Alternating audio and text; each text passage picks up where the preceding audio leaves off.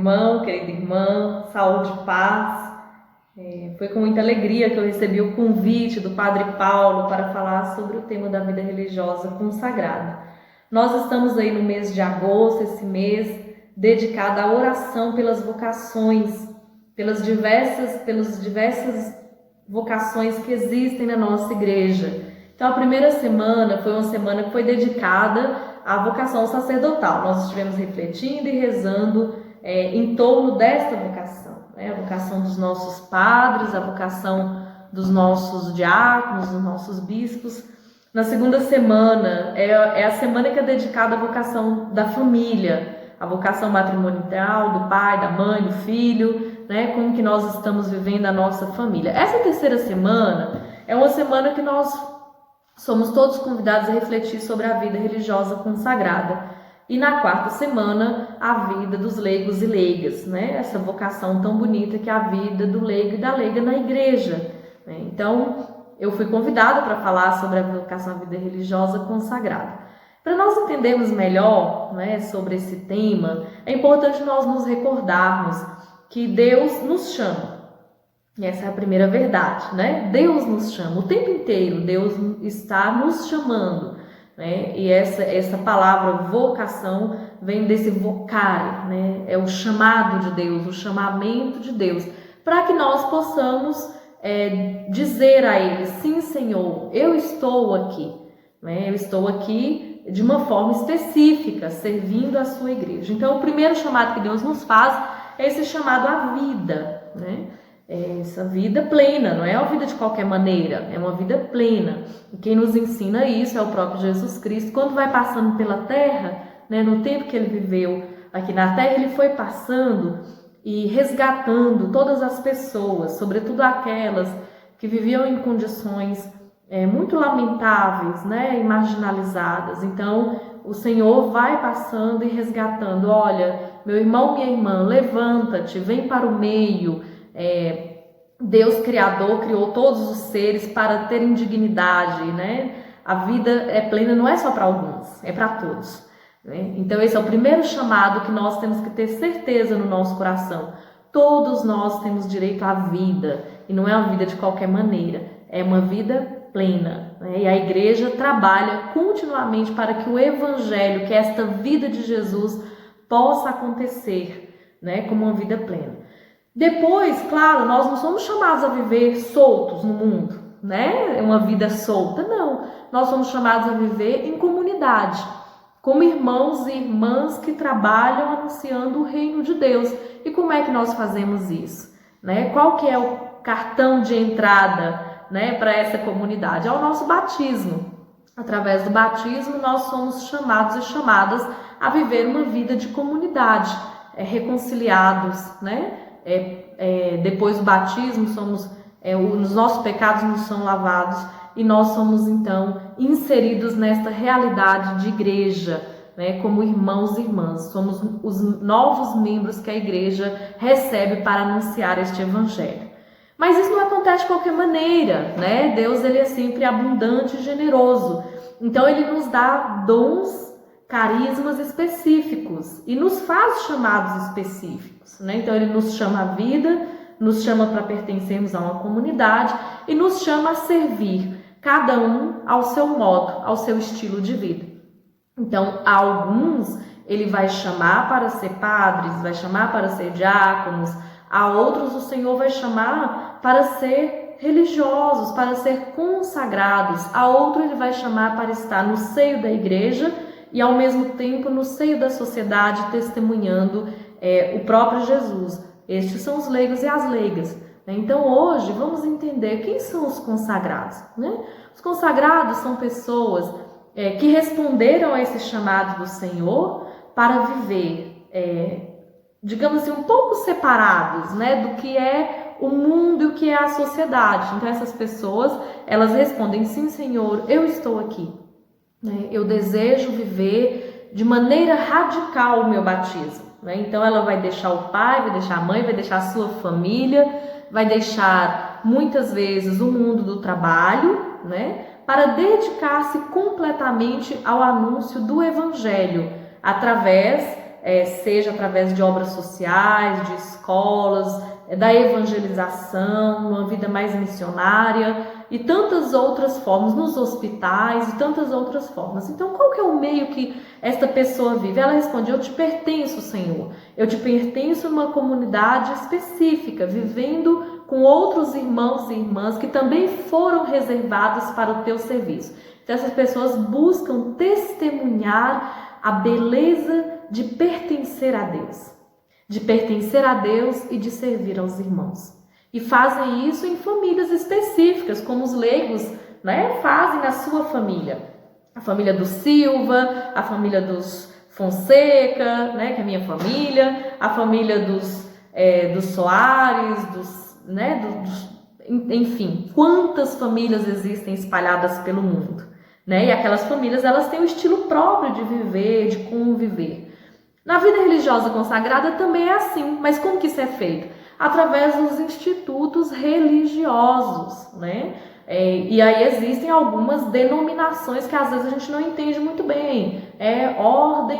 Ordem religiosa dos beneditinos, dos agostinianos, congregação das irmãs e dos padres e dos religiosos da Sagrada Família.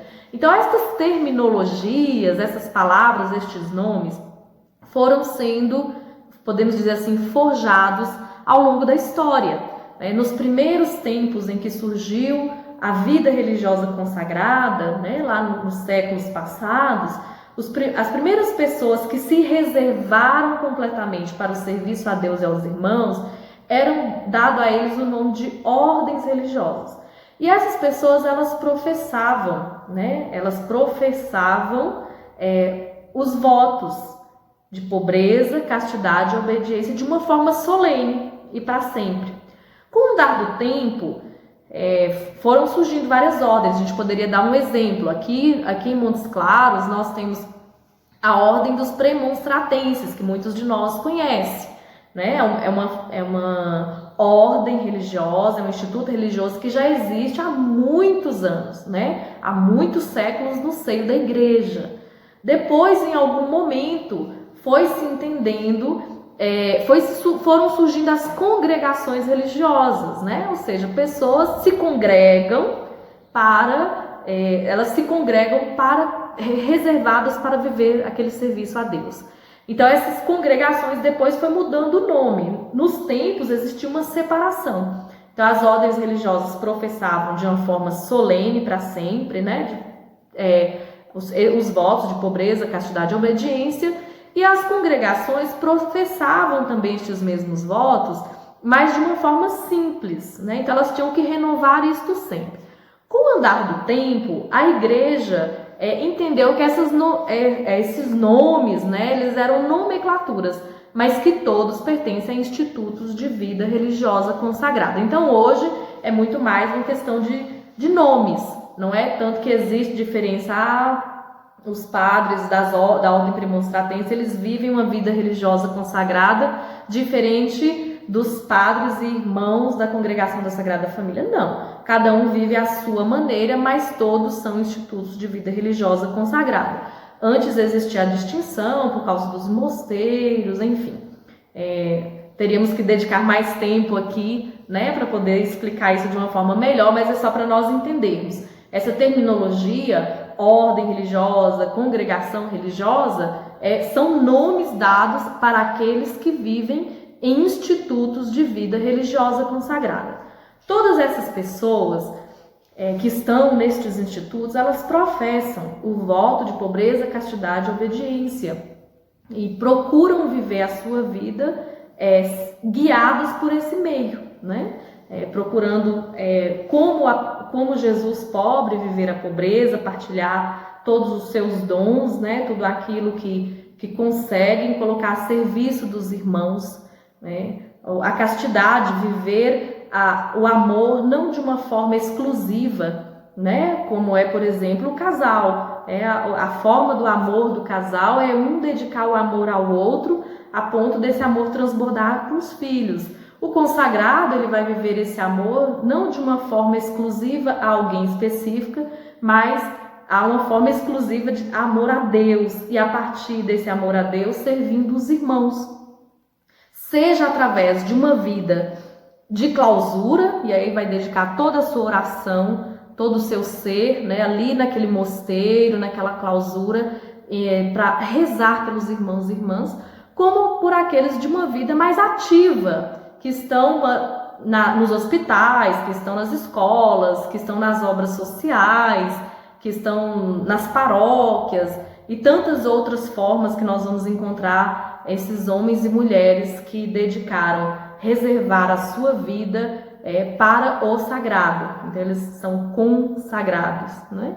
E aí nós temos então essa maneira específica, né? Nós dizíamos que essas pessoas, elas procuram testemunhar a beleza de Deus, né? A beleza de Deus no mundo. Então sua vida é toda dedicada à evangelização e procuram fazer de tudo para que a sua vida seja um sinal amoroso de Deus onde elas estão. Por isso muitos são chamados, né, a irmã de caridade, né? Porque esta irmã é aquela que vai testemunhar este amor. Esse irmão, este padre religioso é aquele que vai testemunhar este amor, né? Então eu dizia, essas pessoas professam o voto de pobreza porque tudo que elas recebem não lhes pertence, elas colocam a serviço dos irmãos, inclusive a própria vida é ofertada, não é uma vida reservada, mas é uma vida dada,